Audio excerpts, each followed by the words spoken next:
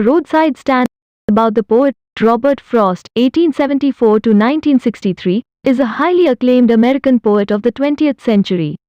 Robert Frost wrote about characters, people and landscapes. His poems are concerned with human tragedies and fears, his reaction to the complexities of life and his ultimate acceptance of his burdens. Stopping by the woods on a snowy evening, birches, mending walls are a few of his well-known poems.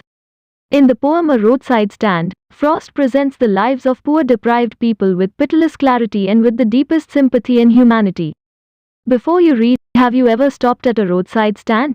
What have you observed there? The little old house was out with a little new shed in front at the edge of the road where the traffic sped, a roadside stand that too pathetically pled. It would not be fair to say for a dole of bread, but for some of the money, the cash, whose flow supports the flower of cities from sinking and withering faint.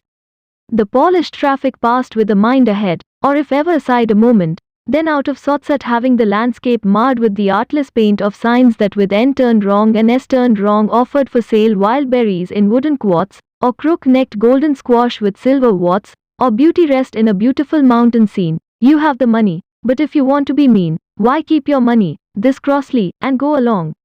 The hurt to the scenery wouldn't be my complaint so much as the trusting sorrow of what is unsaid.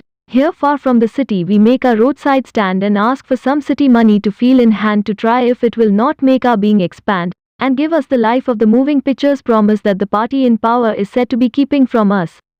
It is in the news that all these pitiful kin are to be bought out and mercifully gathered in to live in villages, next to the theater and the store, where they won't have to think for themselves anymore, while greedy good doers, beneficent beasts of prey, swarm over their lives enforcing benefits that are calculated to soothe them out of their wits, and by teaching them how to sleep they sleep all day, destroy their sleeping at night the ancient way.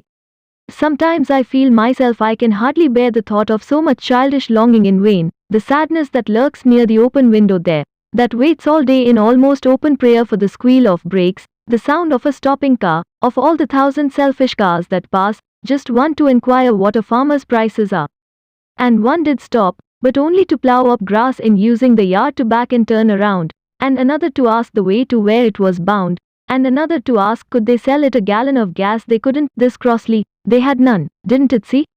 No, in country money, the country scale of gain, the requisite lift of spirit has never been found, or so the voice of the country seems to complain. I can't help owning the great relief it would be to put these people at one stroke out of their pain.